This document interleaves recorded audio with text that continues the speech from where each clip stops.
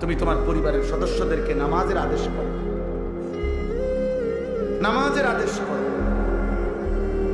আজকে যদি এতটুকু বুঝতেন, আমি প্রতিদিন একবার হলে কথা বলি, আমার জিন্দেগির সবচেয়ে বড় আফসোস ওইটা যে 16 বছর, 18 বছরের, 14 বছরের এত অল্প বয়সী মুসলমানের ছেলে মেয়ে খোদার 365 দিন আপন ঘরে ঘুমায়, বাবা মা জীবিত, অথচ 365 দিনে খোদার একটা বছরে কোনোদিন ফজরের নামাজ পড়ে না।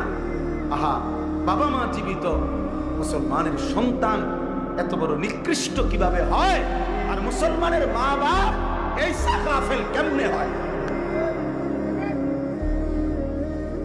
ওই বাপ, তুমি এত বড় গাফেল কেমনে হইলা? তোমার সন্তান একটা দিনও ফজরের নামাজ পড়বে না, তুমি কেমন বাপ হইলা? আর এটা কেমন সন্তান? বলো না বাপ, বলো না সন্তান, নওজোয়ান বলো না ভাইয়া, এই কিশোর নওজোয়ান ছেলেরা, এই বন্ধুর কথা বলো, জবাব দাও। 365 দিনে খোদার এক বছরে যে কোনো দিন 5 ওয়াক্ত নামাজ পড়লা না, তুমি মানুষের বাচ্চা? এই হাইওয়ান, মুসলমানের বাচ্চা তো নিকৃষ্ট হয় বেটা। তোর কোনো আল্লাহ নাই, তোর কেউ বানায় নাই, বেঈমান নাফরমান।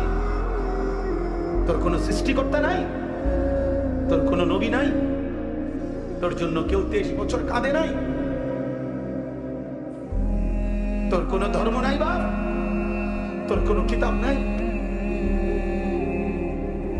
তোমাকে কোথাও ফিরতে হবে না। কি ভাবছেন জিন্দেগি মানে কি?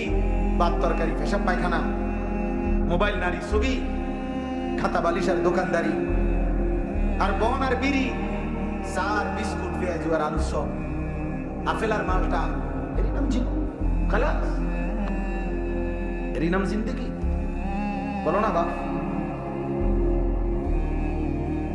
এই জন্য অভিভাবক হিসাবে আপনারা প্রত্যেকের কাছে আমার অনুরোধ, আপনারা যারা স্ত্রীর স্বামী, আপনারা যারা সন্তানের বাবা, আপনাদের দায়িত্ব আপনার স্ত্রীর ঈমান আমলের হেফাজত করা।